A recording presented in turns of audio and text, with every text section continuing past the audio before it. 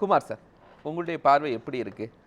அடுத்த களம் எப்படி இருக்கும்? விஜய்க்கு எதிராக யாரெல்லாம் அணி திரள்வார்கள்? சார், அதாவது விஜய்க்கு எதிராக யார் அணி திரள்வார்கள் என்று நாம் பார்ப்பதை விட உண்மையான ஃபேக்டர், மக்களுக்கு பாதிப்பை குறைக்கப் போவது யார், இந்தியாவுக்கு தமிழ்நாட்டுக்கு ஏற்பட்டிருக்க கடனை குறைக்கப் போவது யார், 13.4 லட்சம் கோடி இப்போ கடன் இருக்கிறது என்று சொன்னால் 10 லட்சம் கோடியாக ஆக்குகிறேன் என்று மக்களிடம் உத்தரவாதம் கொடுக்க போகிற கட்சி அது, அப்படி என்கிற கோணத்தில் தான் இனி மக்கள் பார்ப்பார்கள். சரி, அதுதான் இதில் மெயின் ஃபேக்டர். ஜனங்களுக்கு பொது எதிரி ஊழல் தான். ஊழலை ஒழிக்க போகிறேன் அப்படின்னு சொல்லிட்டு இவங்க யாரும், நான் உங்களுக்கே தெரியும், இந்த ப்ரோக்ராம்லேயே நான் சொல்லியிருக்கேன், ஒரே ஒரு கிளாஸ் சேர்த்துக்குங்க, அதில் ஊழலை ஒழிக்கிறேன்னு ஒரு வார்த்தை, நீங்கள் ஒழிக்கையில் ஒழிஞ்சு போகலன்னு கூட சொல்லியிருக்கேன், அதை பற்றியே கவலை இல்லை, அது ஒரு வார்த்தையாவது சொல்லுங்கள். அப்படி இல்லைன்னா என்ன ஆகுதுனாக்கா, நாங்கள் ஊழலே செய்யலை, நேற்றும் செய்யலை, இன்றைக்கும் செய்யலை, நாளைக்கு செய்ய மாட்டோங்கிறத அழுத்த திருத்தமாக நீங்கள் ஏமாற்றிக்கிட்டு இருக்கீங்கன்னு ஆகிடும். 2 கட்சிகளுக்கு நான் சொல்கிறேன், இல்லைன்னா உங்களை தலையில் முக்காடு போட்டுருவாங்க. இது பதிவுகளை நீங்கள் செக் பண்ணிக்கலாம், எல்லா டிவிலையும் சொல்லியிருக்கேன். ஸோ அதுதான் இப்போ ஃபேக்டர். ஊழலை இவங்க யார், விஜயை மீறி ஒருத்தர் வர்றாருன்னா அவர் ஊழலை ஒழிக்கிறதுக்கு ஊழல் மட்டுமே பேசினாலே போதும், வேறு ஒன்றும் பேச வேண்டாம், வேறு ஒன்றும் செய்ய முடியாது. ஊழலுக்குள்ளே தான் எல்லாம் ரகசியமாக அடங்கியிருக்கு சார். ஊழலை ஒழிக்கிறேன்னுட்டாலே எதையாவது நல்லதை செய்வார். இவருக்கு நாளைக்கு நல்லது செஞ்சார்னா எனக்கு இன்றைக்கி செய்கிறாரு, இவருக்கு அடுத்த நாள் செய்வார், அவருக்கு அடுத்த யாராவது செய்து தான் ஆகணும். அந்த பணத்தை, அந்த வேலையை, அந்த முறையாக செய்து தான் ஆகணும். அதனால் யாரும் கோவப்பட போகிறது இல்லை, நல்லா செய்தார்ப்பா. சரி, தாவேக்கா தாண்டி எல்லா கட்சிகளுமே நாங்கள் ஊழலை ஒழிக்க போகிறோம் அப்படின்னு சொல்லிட்டாங்கன்னா யாரும் 2 பேர் சேரணும்ல. யார் 2 பேர் சேருவாங்க? 2 பேரும் சொல்கிறதுக்கு முடியாது, இனிமே அவங்க சொன்னாலும் யாரும் கேட்க மாட்டாங்க சார். அதனால் ரூல்ட் அவுட் தான் அது 2 பேர் ரூல்ட் அவுட். இனி அது டைம் எக்ஸ்பைரி ஆகிப்போச்சுன்னு தான் நான் சொல்லுவேன். யாரும் வருத்தப்பட்ட நான் உண்மையை தான் பேச வேணும், கடவுள் மேலே ஆணையாக சொல்கிறேன், நான் உண்மையான மன வருத்தத்தில் சொல்கிறேன். நான் ஏற்கனவே இதெல்லாம் சொல்லணும்னு சொன்னேன். நான் ஊழலுக்கு எதிராக அந்த காலத்துலேருந்து போராட்டம்லாம் நடத்தியிருக்கேன். ஒரு அரசியல் கட்சி, அந்த காலத்தில் உள்ள தலைவர்கள், பசும்பொன் முத்துராமலிங்க தேவரை போன்றவர்கள், காமராஜரை போன்றவர்கள்,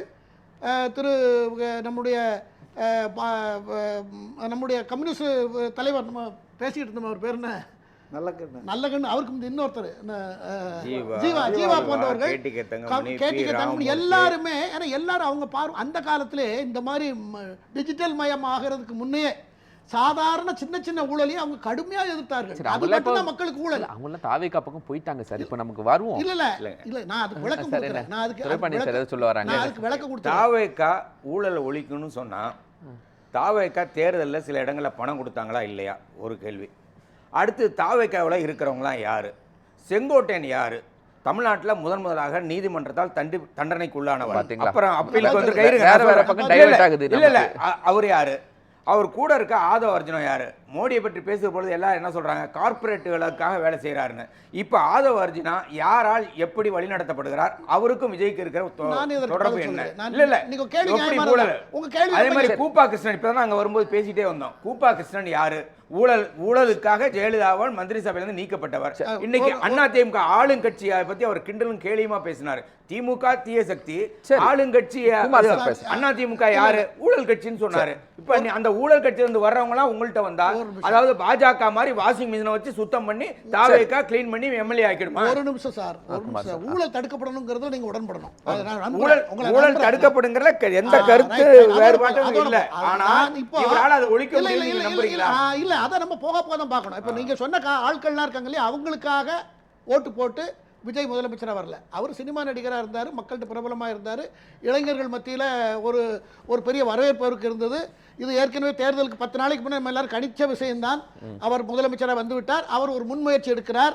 நான் ஊழல் செய்ய மாட்டேன், நான் மட்டும் இல்லை என் கூட இருந்தவர்களையும் செய்ய விட மாட்டேன், வெளிப்படையான ஆட்சியை கொடுப்பேன் என்று சொன்னார். சொன்னதெல்லாம் செய்து கொண்டிருக்கிறார். சட்டமன்றத்துக்கு 9:30 மணிக்கு வரணுங்கிறது இதிலிருந்து நீங்கள் ஆரம்பத்திலேருந்து முதல்ல இருந்தே அந்த பிளான் சாங்ஷன் எல்லாம் ஃப்ரீயாக சாங்ஷன் ஆகிட்டு இருக்குன்னு சொல்கிறாங்க. நமக்கு வேற காதில் வர செய்தியை வச்சு தான் நம்ம பேச முடிகிறது. அதே போல் ஸ்கூலில் வந்து ரெனியூவலுக்கு ஆண்டுதோறும் ரெனியூவலுக்கு நான் கொடுத்ததை வெளிப்படையாக பேட்டி கொடுத்துருக்காங்க. அது இல்லை, ஆதாரம் இங்கே இருக்கான்னு நம்ம இப்போ தேட முடியாது. ஆனால் இதெல்லாம் நல்ல அறிகுறின்னு நான் சொல்கிறேன். அதுபோல் எல்லா விஷயங்களையும் அவர்கள் முறையாக அணுகிறார்கள். போலீஸ் எல்லாம் இடையில 4-5 வருஷமாக நான் ரோட்டில் பார்த்ததே கிடையாது.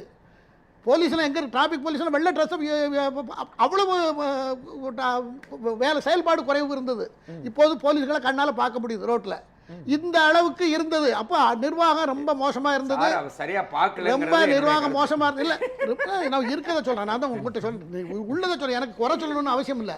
இதை நான் ஏற்கனவே பேசியிருக்கிறேன். ஆகையினால ஒவ்வொரு குடிமகனும் அவன் ஆபீஸ்ல இருந்து வீட்டுக்கு போனால் அல்லது கடைகளுக்கு போனால் அவன் போகும்போது போக்குவரத்திலிருந்து ஒவ்வொரு நிகழ்வும் இந்த அரசாங்கம் நல்லா இருக்கா நல்லா இல்லையா அப்படிங்கிறதுக்கு அவன் மனசு மார்க் போடக்கூடிய விஷயங்கள் இதெல்லாம் சாதாரண குடிமக்கள். அதே போல் மழை நேரங்கள் ஆகிவிட்டால் ரோடுகள், போக்குவரத்து, தண்ணிகள், வெள்ளம், அதற்கு தடுக்க நடவடிக்கைகள் இதெல்லாம் என்ன பண்ணியிருக்காங்க, இதெல்லாம் முகத்தை சுளிக்கிற ஒரு விஷயம். ஏன்னா அவங்க தான் ஓட்டு போட போகிறது.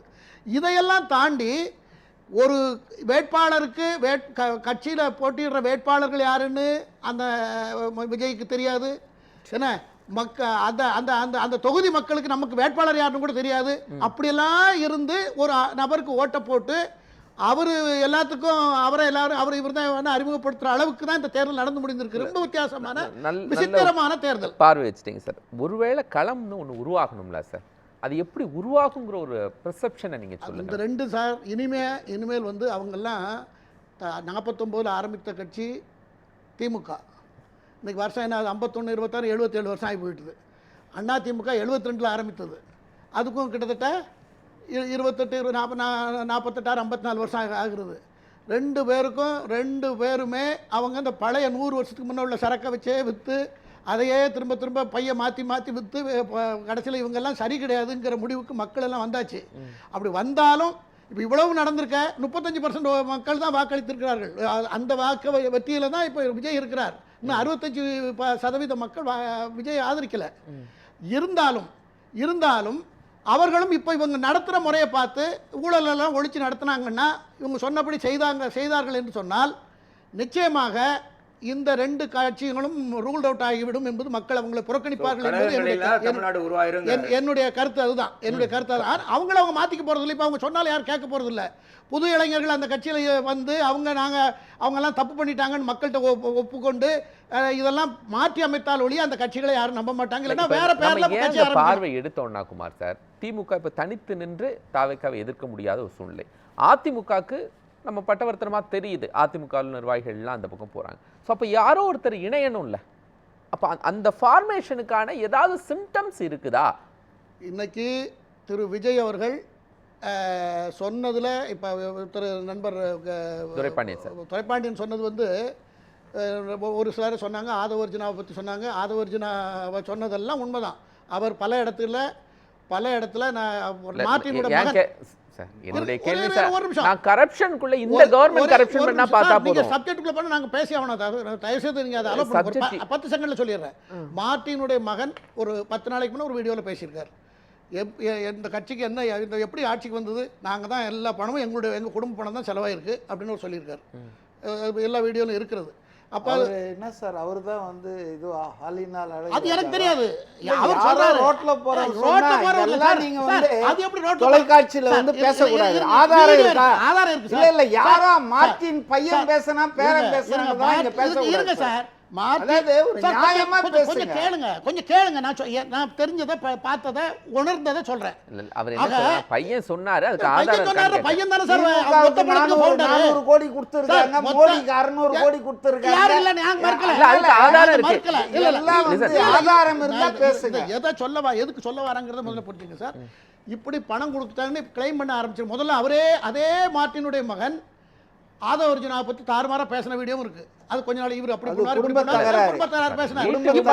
இல்ல சார், சரி இருங்க. அது நான் சொல்றதுடைய பொருளும் அதான். இப்ப இப்படி பேசுறார். நான் என்ன சொல்ல வரேன் என்று சொன்னால், இதுக்கு ஃபண்டிங் யாராவது பண்ணிக்கணும்னு திரு விஜய் அவர்கள் அறிவிக்கணும். இந்த செலவுகள்லாம் இப்படி நடந்தது, இந்த மாதிரி ஃபண்ட் எங்களுக்கு வந்தது, அல்லது இதில் மாநாடு நடந்தது, ஒயிட் ஸ்டேட்மெண்ட் அவரும் கொடுக்கட்டும். இதெல்லாம் நடந்தது, இப்படி தான் நடந்தது, இல்லை நான் என்னோட சொந்த ஃபண்டில் நான் செலவு பண்ணேன் அப்படின்னு ஒன்று முடிச்சிடணும் அந்த கதையை. இல்லை என்று சொன்னால் இது வந்து அவருக்கு தெரிந்தோ தெரியாமலோ ஊழலுக்கு நேரம் அழைத்து கொண்டு சென்று விடும். குமார் சார், துரைப்பாண்டியன் சொன்னது இதுக்கு முன்னாடி நீங்க பேசினது ஒரு கவர்மெண்ட் ஃபார்ம் ஆன பிறகு அந்த கவர்மெண்ட் தவறு செஞ்சிருக்கா, அந்த கவர்மெண்ட்ல ஒரு மினிஸ்டர் தவறு செஞ்சிருக்காரா, அங்கிருந்து துவங்குகிறதா, இல்ல அந்த தனிப்பட்ட நபர் அதுக்கு முன்னாடி அவங்களுடைய வாழ்க்கை எப்படி இருந்துச்சு அப்படிங்கிறது வாழ்க்கையை பத்தியே பேசல. இந்த கட்சி ஆரம்பிக்கிறதுக்கு பல கோடி ரூபாய் செலவாகி இருக்கும். அந்த செலவு கட்சி ஆரம்பிக்குதுக்கா இந்த கட்சி நடத்தி இப்போ தேர்தல் வரைக்கும் தலைப்பு என்ன சார்? இல்ல, இல்ல எனக்கு சார், புரியல, சார். இப்ப கன்ஃபியூஸ் ஆடி ஆயிடுச்சு. சார், இல்ல, ஒரு நான் வியாதி- நீங்க வச்சிருக்கிற இல்ல, தலைப்பு என்ன? எல்லாரும் என்ன பேசிட்டு நீங்களும் இருக்காங்க? பேசுங்க சார். இல்ல, நான் பேசுறது இல்ல, இல்ல. எனக்கு தலைப்பு கூட எதுக்காக வந்திருக்காங்க. இப்ப இந்த விவாதம் என்ன நடந்துட்டு இருக்குன்னு எனக்கு புரியல. இல்ல சார், நீங்க இப்ப சொன்ன- ஊழலா, இப்ப ஊழல் இல்லையா இல்ல, சார்? இல்ல, கட்சி இல்ல, நாட்டுக்கு நல்லது பத்தி 40 நாள் கூட ஆகல சார். அந்த ஆட்சி ஊழலா இல்லையா? குமார் சார், அதான் நானும் அதான் கேட்கிறேன். கொஞ்சம் இருக்கு. அதாவது ஒரு எனக்கும் விபத்து நடந்தால் விபத்து எப்படி நடந்தது என்று நாம அதை ஸ்டடி பண்ணணும். ஒருத்தனுக்கு ஒரு வியாதின்னா அவனுக்கு என்ன வியாதி என்னன்னே கண்டுபிடிக்காம மருத்துவம் செய்ய முடியாது. இப்போ இங்க நடந்திருக்கிறது நமக்கு தெரியும். எல்லா மாநாடுகளும் எவ்வளவு ஹைடெக்கா நடந்ததுங்கிற மாதிரி ஒரு அரசியல் கட்சி ஒரே ஒரு விஷயம் சார், அதுக்கு நம்ம ஆய்வுக்கே போக வேண்டாம். இப்ப திமுக அதிமுக இணையறதுக்கான இணைஞ்ச என்ன நடக்கும்னு யாருமே சொல்லலையா? என்ன ஆகும்னா, நான் இது தாவேகாவுடைய தலைவர் மாண்புமிகு முதலமைச்சர் அவர்கள் விஜய் அவர்களுக்கும் நான் இதை சொல்றேன், யோசனையா தான் சொல்றேன். இந்த பிரச்சனையை ஆரம்பித்த கட்சி 2 வருஷம் தான் ஆகியது. இந்த 2 வருஷத்துக்குள்ள இவ்வளவு தூரம் பண்ணியிருக்காங்க, ஜெயிச்சிருக்காங்க, ஆட்சிக்கு வந்தாச்சு. அந்த தேர்தல் செலவு பழைய கட்சிகளா இருக்குன்னு வைங்க, அதுங்களுக்கு நிறைய டொனேஷன்ஸ் வந்திருக்கும், கொஞ்சம் கொஞ்சமா வந்திருக்கும், நிறைய வந்திருக்கும். அதெல்லாம் நமக்கு தெரியாது. ஆனால் இந்த பிரச்சனையை சார்ட் அவுட் பண்ணலன்னா ஊழலை நோக்கி போய்விடும் என்று நான் வருத்தப்படுகிறேன். அதுக்காக தான் சொல்கிறேன். இப்ப திமுக அதிமுக இப்போ வந்துரும். இப்ப திமுக அதிமுக இணைந்து ஒரு களத்தை உருவாக்குமா? ஜனநாயக அப்ப மக்கள் ஏற்றுக்கொள்வார்களா? ஜனநாயக ரீதியாகவோ சட்ட ரீதியாகவோ தார்மீக ரீதியாகவோ திமுக அதிமுக சேர்வதில் எந்த தடையும் இல்லை. சர்வதேச அடிப்படையில் ஜனநாயக கோட்பாட்டின்படி சேரக்கூடாதுன்னு எந்த வரையறையும் கிடையாது. ஆகையினால இவர்களுக்கு ஏற்கனவே கூட இருந்த 52 இருந்து திமுக 67 இருந்து திமுக கூட்டணி அமைத்து தான் ஆட்சியை பிடித்திருக்கிறது. இது இந்த காலம் அதிமுக கூட இல்ல அதான் திமுக. ஏன்னா இதுக்கு பல உதாரணம் 1925 நான் உதாரணத்துக்குள்ள வேண்டாம், டைம் ஒரு நிமிஷம் இருக்கு சார். இப்ப இந்த 2 பேரும் சேர்ந்தா மக்கள் ஏத்துக்குவாங்களா இல்ல சேர மாட்டாங்களா? ஆர்எஸ் பாரதி என்ன சொன்னாரு? சேரலாம், கம்யூனிஸ்டுகள் 2ஆ பிரிஞ்சாங்க, இப்ப தேர்தல்ல சேரலையா அப்படின்னு சொன்னார் இல்லையா? அதே மாதிரி இவங்க சேருவாங்களா? இல்ல சார், நான் தான் வியாதி என்னன்னு சொல்லிட்டேன். நான் வியாதியை சொல்லிட்டேன். ஒரு மருத்துவரா, ஒரு வரலாறு படிச்சவன், ஒரு ஜனநாயகத்தில் கட்சி ஆட்சி முறை என்ற நூலை எழுதியவன், மக்களுடைய மனோநிலையை வரலாற்று ரீதியாக உணர்ந்தவன். நான் சொல்லிவிட்டேன், ஊழல் தான் பொது எதிரி, ஊழல்ல ஊறி போய் இருக்கிறதுங்கிறத உங்களுக்கு மாற்றுக்கிறது தான் சொல்லுங்க, விவாதிக்கலாம். ஊழல்ல ஊறி போய் இருக்க, ஊழலை மாத்தாத வரைக்கும் ஊழல் தன்மையை ஊழலை செய்ய மாட்டோம் சத்தியபிரமாணம் மக்கள்கிட்ட பண்ணாத வரைக்கும் இவங்களை யாரும் மனிதர்களாக கூட தொடர்ந்து யாராச்சும் அமைப்பா? அதுக்கு அடுத்தால யாரும் வருவா? இப்ப விஜய் இருக்காரு, இவருக்கு அப்படித்தான் இன்னொருத்தர் அண்ணாமலை வரன்றாரு. வேற யாராவது வருவாங்க? யாராவது புதுசா யார் வேணாலும் வரலாம். 65% மக்கள் அவருக்கு வாக்களிக்கவில்லை என்று சொல்லக்கூடிய அதே நேரத்தில் தேர்தலில் ஒரு இடத்துல கூட தாவேக ஜெயிக்காது என்று தான் விவாதங்கள்லாம் நடந்தது. கடைசியில் ஒரு 4-5 நாட்கள் விஜய்க்கு செல்வாக்கு உயர்ந்து கொண்டு இருக்கிறது என்று விவாதித்தோம். ஆனால் இப்பொழுது சார் சொன்னது போல விஜய் அவர்கள் சொன்னது போல மற்றவர்களெல்லாம் செய்கிறாரா இல்லையோ, ஊழல் ஒழிப்பு விஷயத்தில் சிவியராக நடவடிக்கை எடுத்து மக்கள்கிட்ட நன்மதிப்பை பெற்றால் அவருக்கு பிரதமராக வேண்டும் என்ற ஒரு ஆசை கூட இருக்கிறதாக தகவல்கள் இருக்கிறது. அப்போ அந்த எய்ம்லாம் இருக்கும் பொழுது அவர் சரியான ஒரு ஆட்சி நடத்த வேண்டும் என்று நினைப்பார். அவர் அதில் கோட்டை விட்டார் என்று சொன்னால் இவர்களுக்கெல்லாம் உயிர் பிழைக்கிறதுக்கு வாய்ப்பு இருக்கும். அப்போ இவங்க தான் தூக்கி நிறுத்திடுவாங்கன்னு நான் சொல்ல வரல. ஏன்னா பழம்பெருச்சாளிகள் எல்லாத்தையும் பண்ணுவாங்க. நாட்டை இவ்வளவு தூரம் கடனாடியை ஆக்கி விடுறதுக்கு இவங்களுடைய காரணங்கள், இவங்களுடைய செயல்பாடுகள் காரணமாக அமைந்திருக்கின்றன. போலீஸை பற்றி சொன்னார். போலீஸ் இவர் இப்போ 1 மாதம் தான் ஆகுது. போலீஸ் இவங்க ஏற்கனவே இருந்த அரசாங்கம் போட்ட போலீஸ் தான் அதிகாரிகளை கூட சரியா மாத்திருக்க மாட்டாங்க. அந்த காலகட்டத்தில் நடந்த விஷயங்களை தான் அவர் சொல்றார். ஆகையால இப்ப நடந்தாலும் தான் இப்ப என்ன 1 மாசம் தானே சார் ஆகுது. அதே பழைய ஆபீசர்ஸ் எல்லாத்தையும் ஒரு 6 மாசம் கழிச்சு தான் இந்த அரசாங்கத்துல என்ன நடக்குங்கிறத நம்ம சொல்ல முடியும். எது இருந்தாலும் திரு விஜய் அவர்களை இனி மாற்றி அமைக்க வேண்டும் என்றால் ஊழலற்ற ஆட்சியும் வெளிப்படையான நிர்வாகமும் எல்லாத்தையும் தடுக்கிற ஒரு சக்தி வாய்ந்த ஒருத்தர் வந்தால் ஒழிய பாஜக பிரதமர் அதை அடிக்கடி சொல்லிக் கொண்டிருக்கிறார். இன்னைக்கு கூட ஸ்டேட்மெண்ட் இருக்கு, பிரதமருடைய ஸ்டேட்மெண்ட் இன்னைக்கு கூட இருக்கிறது. ஊழலற்ற ஆட்சி, ஊழல் செய்தவர்களை சிறையில் பேசுங்க. பாஜக தான் இந்தியாவிலேயே அதிக ஊழல் பண்ண கட்சிங்க. கேஸ் போட வேண்டியதானே? 7 லட்சம் ஊழல் செய்தார்கள் என்று சிஏஜி அறிக்கையே சொல்கிறது. ஊழலை பத்தி பாஜக பேசக்கூடாது. முடிச்சிடுறேன். ஒரு பிரதமர் இன்னைக்கு ஸ்டேட்மெண்ட் இன்னைக்கு கூட ஸ்டேட்மெண்ட் ஆமா, வந்திருக்கு. அவர் நிறைய ஸ்டேட்மெண்ட் கொடுத்திருக்காரு. நிறைய ஸ்டேட்மெண்ட் கொடுத்திருக்காரு. நிறைய ஸ்டேட்மெண்ட் கொடுத்திருக்காரு. எஸ்ஆர் கம்பெனிக்கும் ஆதார் கம்பெனிக்கும் அம்பானிக்கும் ஒரு ஏக்கர் நிலத்தை ஒரு ரூபாய்க்கு கொடுத்தவரோ பிரதமர் மோடி தான். இனி பாஜக தமிழ்நாட்டில் ஒழுங்காக சீரமைக்கப்படும்.